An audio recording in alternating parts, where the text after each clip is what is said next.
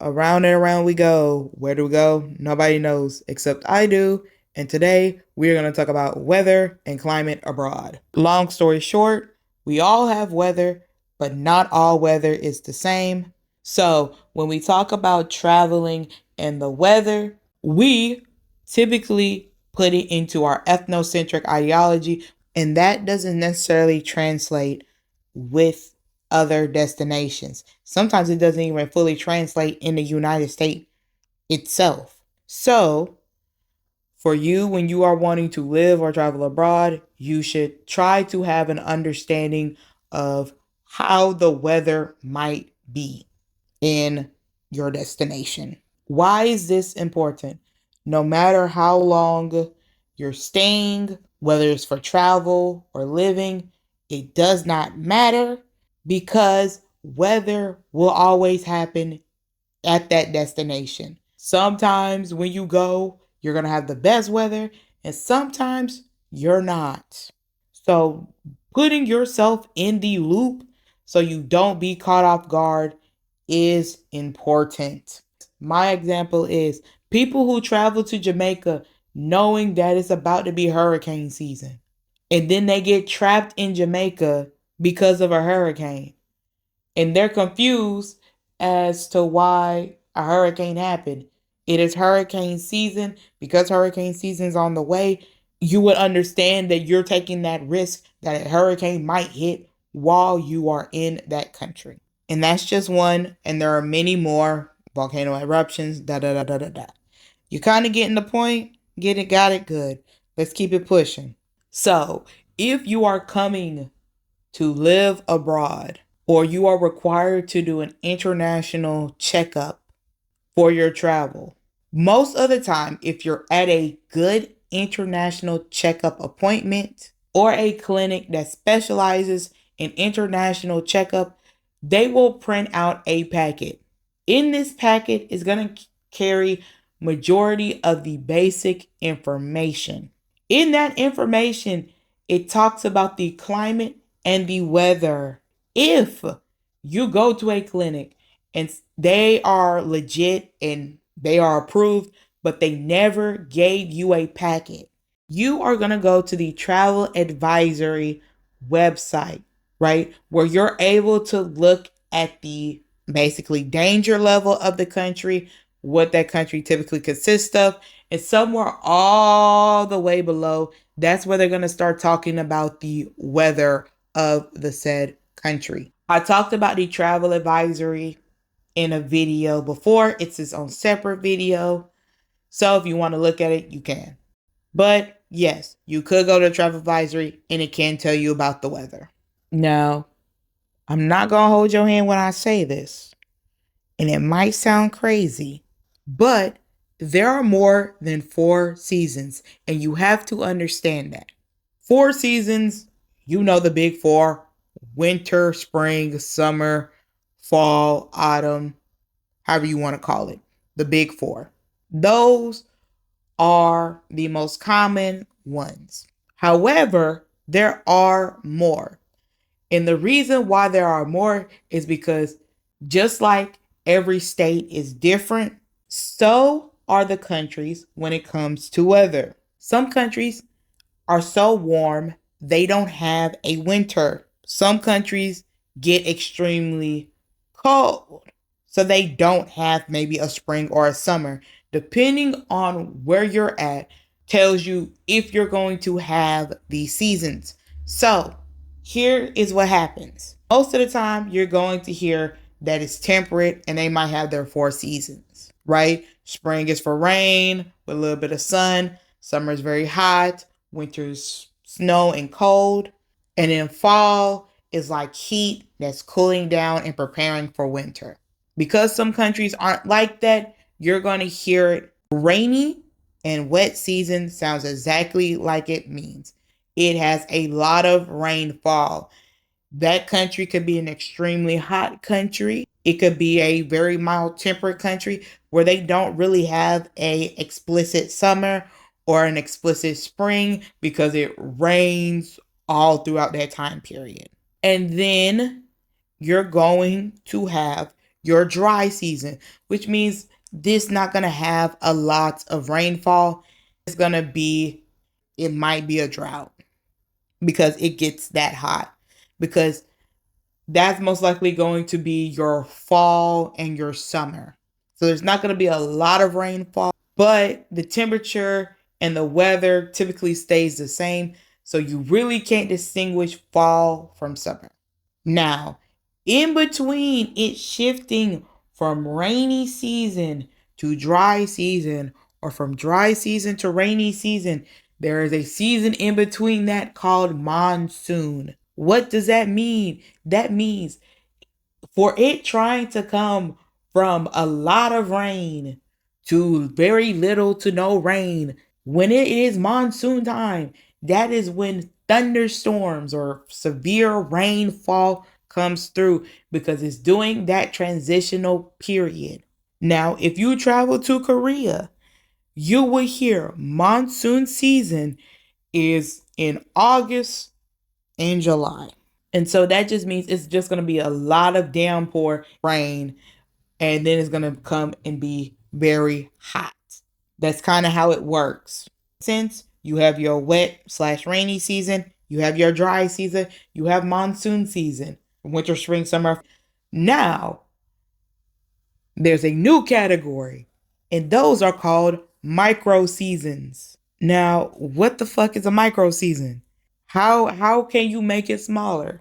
In layman's term, as simple as I could put it, some countries have very typical weather patterns, weather or climate patterns, which means when it's about to be winter, it gets to being extremely rainy.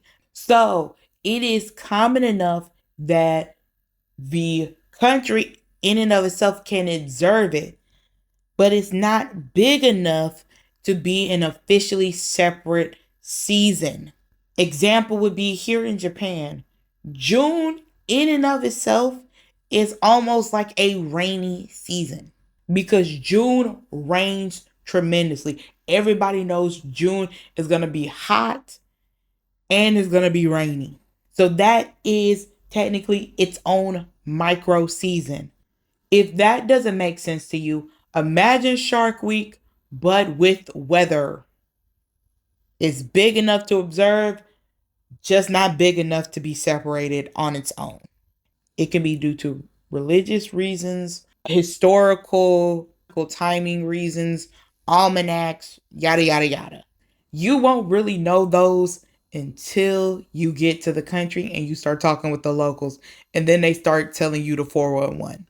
Or you follow somebody that's really educated and they tell you the 411. But yeah, those are kind of things that happen. Now, I'm going to talk about a serious topic, and that is natural disasters. As with seasons and how they are so unique and different depending on the region, so too is it with natural disasters. Because there are a lot of natural disasters, and I don't want to take the time to kind of separate out which natural disaster goes where. I'm just going to give you like the basic layman's rundown of the most common natural disasters. And then you will have to do your research and find out about the climate and or weather of your destination. Fair? Fair enough to me. Too bad if it's not. All right.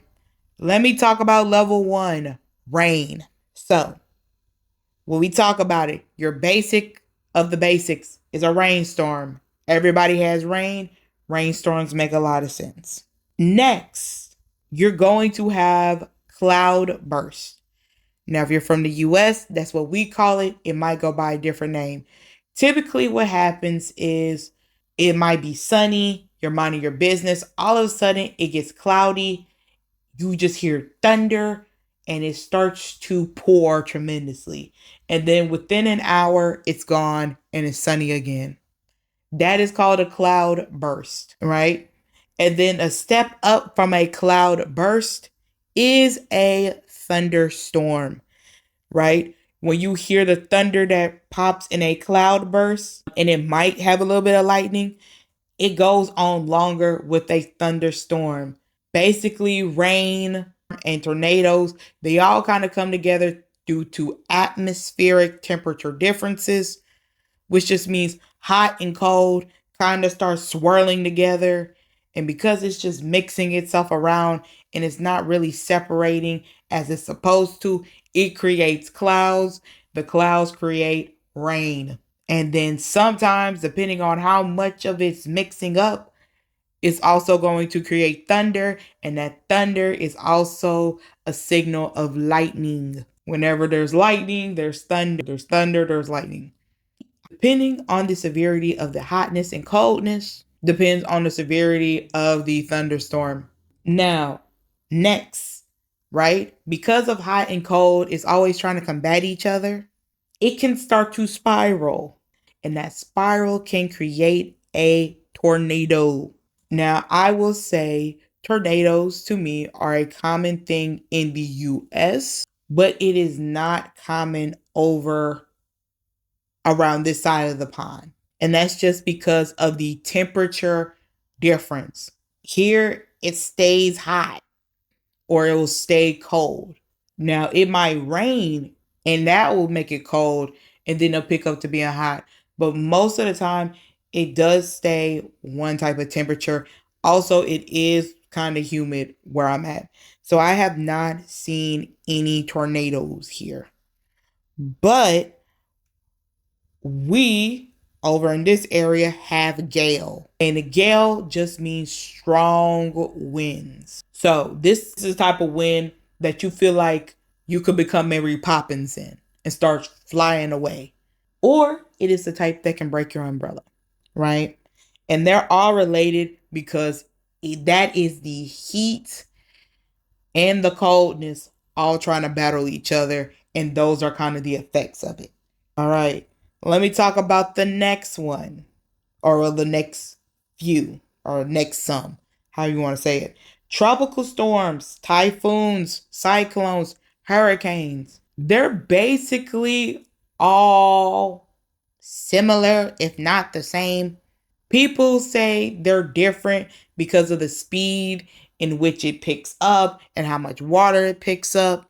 Some people say it's just the region. And so because the region is different, it goes by a different name. I'm not a full scientist. I'm from the US. So tropical storm is like a baby hurricane, and then a full-blown hurricane is a hurricane. But we don't get hurricanes on this side of the pond.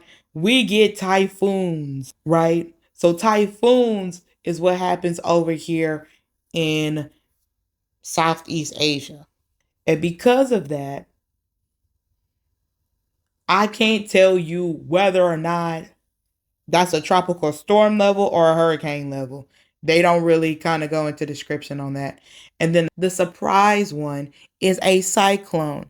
And typically, I have never heard of a cyclone anywhere, but cyclones do exist. The only time I have heard of a cyclone in the US is through a song with Baby Bash and T-Pain. She moves her body like a cyclone, and she made me wanna do it all night long. Woo! Okay? All I'm saying, cyclones exist. I just don't know where they're at.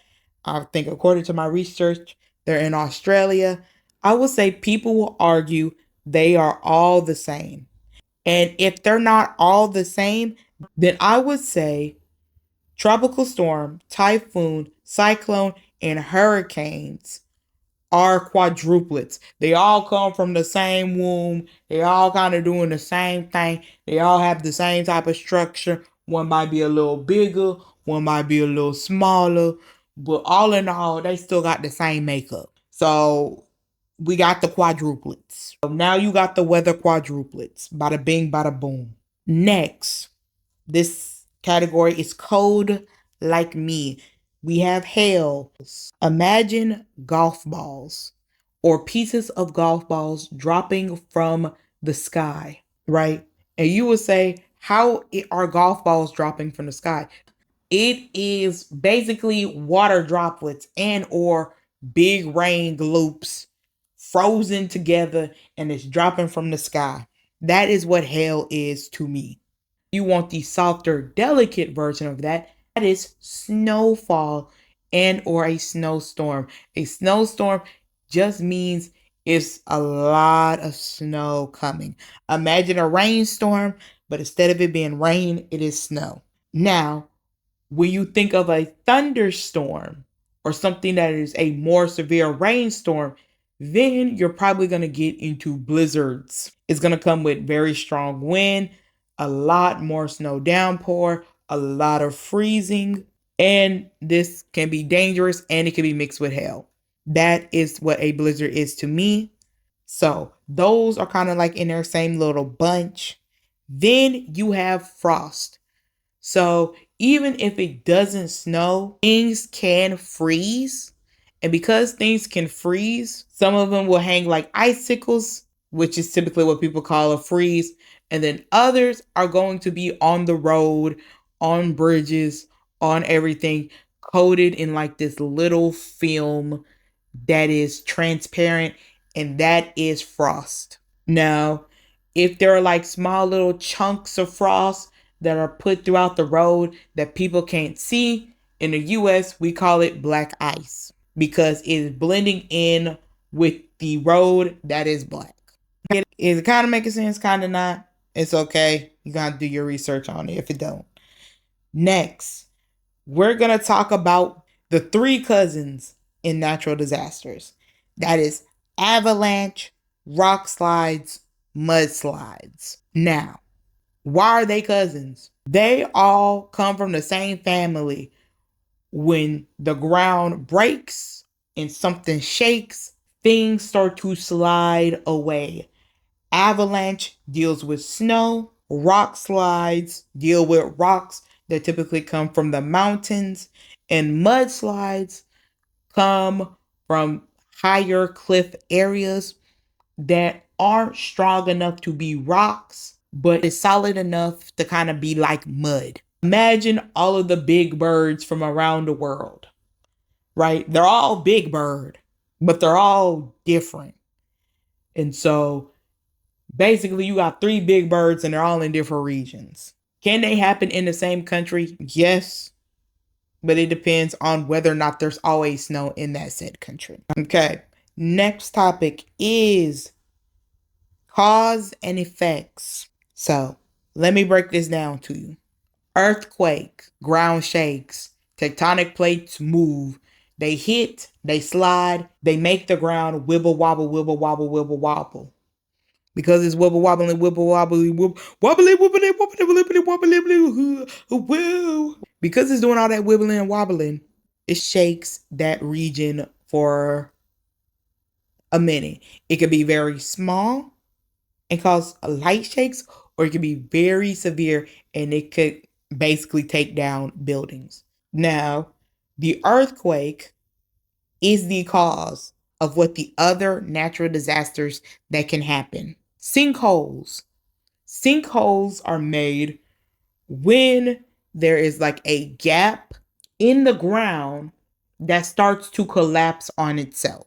Now, sinkholes aren't only caused by earthquakes, but they are exacerbated because of earthquakes. Because if earthquakes cause a crack in the ground and they find that one little area that's been soft this whole time, it will probably sink in on itself, thus causing a sinkhole.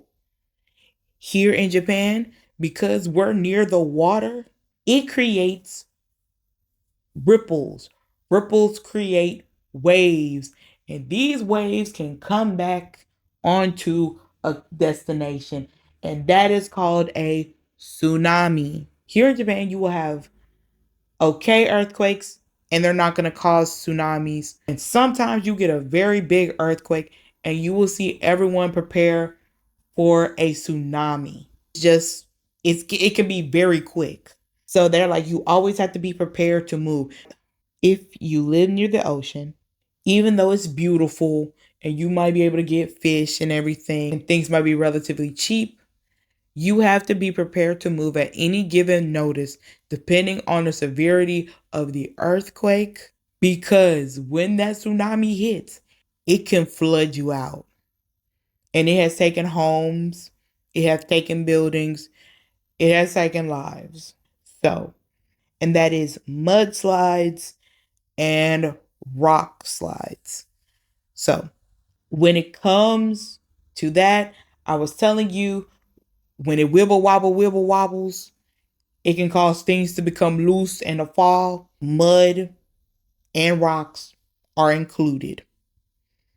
And because of that, it can cause a mudslide and it can cause a rock slide. So, also, depending on where you're living, especially here in Japan, if you're not worrying about a tsunami, you might have to worry about a mudslide or rock slide if you live near a cliff. Because if it is strong and it's full of like hard sediment, then you're most likely gonna have to deal with a rock slide, possibly. And if it's soft and it's more like soil, you might have to deal with a mudslide. It's not guaranteed it will happen, but it can because it is caused by an earthquake. Okay? Next, we're going to talk about hot in here. Okay. This just means the heat. If you can't stand the heat, get out of the kitchen. But you're not in the kitchen, you're outside. Heat waves, basically the sun beating your ass. It's just letting that wave just of heat on you. I'm like, it's just whamming on you. That's a heat wave. Now, depending on how long that heat wave lasts, how long it's going to stay hot and dry, it could lead to a drought, which means plants aren't getting enough water because it's not raining and it's hot.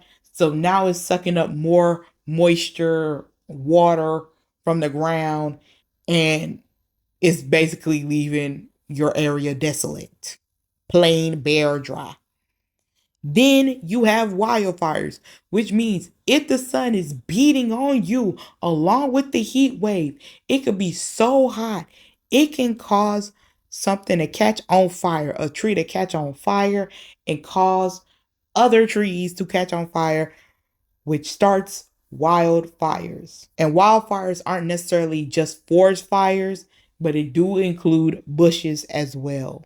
So you can have bush fires. Sometimes it can light a garden on fire. It can catch a whole forest on fire. And that is why Smokey the Bear hated the fact that y'all was out there smoking and not putting out your damn fires. Okay? These all are related because it's hot. Let me go through the grouping again. My first clusters are my level 1 rain people. Next one, we got the quadruplets. The one after that, we got our Chileans. Then we got our cousins, slides, avalanches. You got your cause and effect from your earthquake and all the others. And then you got your hots, your flaming hots. Now, it's like, oh, well, I'm traveling. Oh, I see all these natural disasters. What can I do? You don't got to really overthink it, but pack some clothes, maybe some more shoes, money, that is needed for that weather. For me, I packed duck boots when I moved here, and it lasted me for about a year. And then I wore them out because I walked in them so often because of the rain. And then I had to buy some more rain boots here. So you can plan to buy more once you get here if you don't want to pack it in your suitcase if you're living here. If you're not trying to live there, you can pack clothes, shoes that's needed for that weather, and some emergency money just in case you have to stay longer.